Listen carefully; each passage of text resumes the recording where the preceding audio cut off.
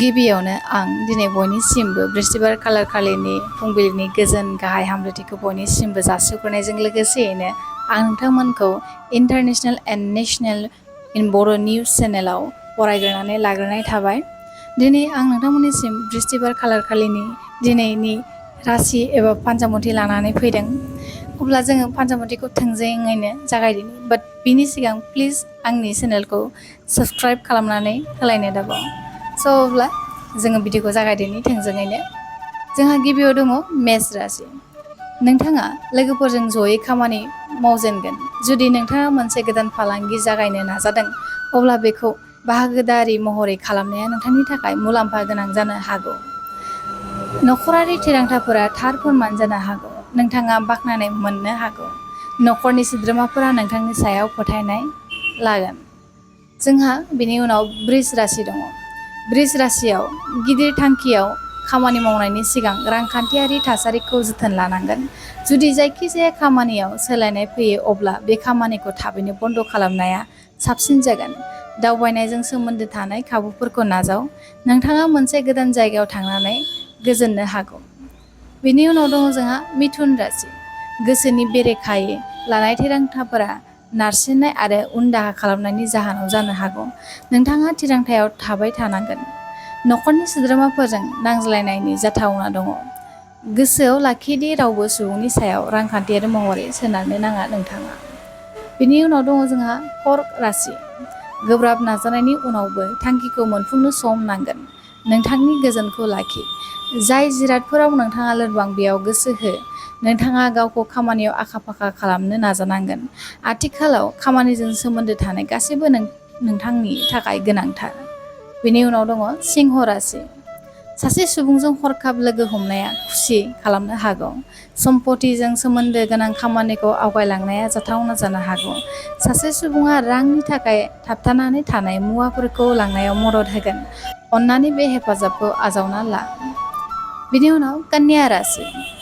गोजाम बाथ्राफोरखौ साननायनिफ्राय गोजानाव था। जाय जिरादफोरखौ सोलायनाया जाथावना नङा, बेफोरखौ बादै दासान। बेनि उनाव दङ कन्या राशि।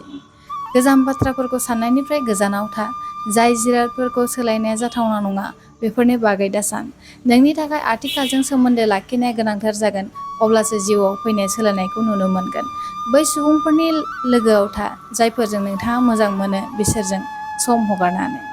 बेनि उनाव तुला राशि। नखरनि सोद्रोमाफोरनि सुबुरुनफोराव गोसो हो। माखासे जिरादफोरखौ सोलायनाया नोंथांनि थाखाय गोनांथि जागोन। खेबफ्रोमबो गावनि बिन्दोफोरखौ गोनांथि होनाय समाव थिरांथा लानो गोसो होनाया नोंथांखौ खहा खालामनो हागौ। गावनि आबेगखौ सामलायनाया गाहाम जानांगोन। गावनि गोरोन्थिफोरखौ बुजिनाया गोनांथार जागोन। बेनि उनाव दङ वृश्चिक राशि। गोनांथार बेसादफोरनिफ्राय गोसो बोख्लायनानै गावनि थांखियाव गोसो हो। हारसिं जानाया जोबलांगोन। खामानिजों लोगोसे गुबुन बेसादफोरखौबो जोथोन लानांगौ। लांदां बाराव सम एंगारनाया खुसि लाबोनो हागौ। नेगेटिभिटिखौ एरायनांगोन नोंथाङा। बिनि उनाव धनु राशि। नोंथांनि थांखिखौ जोबोद गिदिर नुगोन, नाथाय नोंथाङा बेखौ फिसा फिसा बाहागोआव राननानै नाजाबाय थानो नाजानांगोन। जेब्लासिम बे थांखिया जाफुंसारा, अब्लासिम नाजाबाय था। बेखौ मोनफुंनायनि उनाव गावारि जिउआव मोनसे गिदिर सोलायनाय फैनो थांगासिनो दङ। मकर राशि। नोंथांनि थांखिखौ जोबोद गिदिर नुगोन। बिनि उनाव दङ मकर राशि। गिदिर थांखियाव खामानि मावनायनि सिगां रांखान्थियारि थासारिखौ जोथोन लानांगोन। जुदि जायखिजाया खामानियाव सोलायनाय फैयो, अब्ला बे खामानिखौ थाबैनो बन्द' खालामनाया साबसिन जागोन।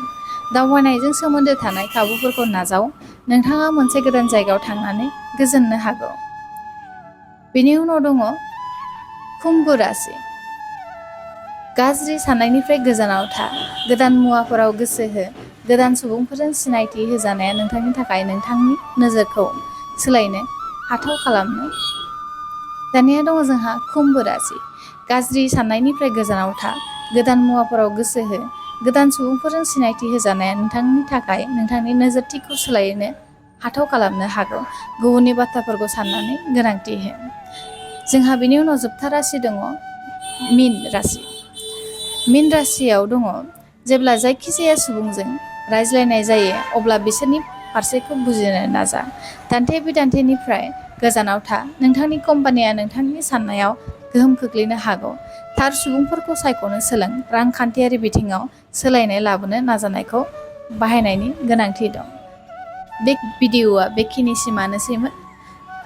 भिडिअ'खौ फोजोबनायनि सिगां आं नोंथांमोननिसिम मोननै आरो फिन खनसेबाव खावलायहरनो सानबावदों। बेनो जादों प्लिज जुदि नोंथांमोना आंनि बे रासि फरायथिनायजों जुदि नोंथांमोना गावनि लाइफआव रियेल लाइफआव गोरोबनाय बायदि मोनदोंब्ला प्लिज कमेन्ट बक्सआव कमेन्ट खालामनानै नोंथांमोना शेयार खालामनो हायो एबा खालामनानै होलाय, जाहाथे जों बयबो मोनथिलायोदि जोंनि माखासे रासिफोरनि जे लिरनाय दङ बेफोरो जोंनि रियेल लाइफआव गोरोबफ्लेयो बा गोरोबनाय बायदि एसे सिमिलार जायो होननानै। आरो बेजों लोगोसेनो आरो सेकेन्ड खावलायनाया थाबावबाय जुदि नोंथांमोना बे आंनि भिडिअ हगारबाय थानायखौ मोजां मोनदोंब्ला बा मोनबाय थानो लुबैदोंबा प्लिज आंनि बे भिडिअखौ लाइक शेयार एन्ड कमेन्ट्स खालामनो दाबाव। आरो आं दिनैनि मोनाबिलियावहाय इन्टारनेसनेल निउस लाबोनो नाजागोन दिनैनि बेलासिनि रिंगा 6 बाजिसोआव। स' अब्ला जोङो बेयावनो दोनथ'नोसै। स' बयबो मोजाङैनो थालायदो। स' बाय बाय।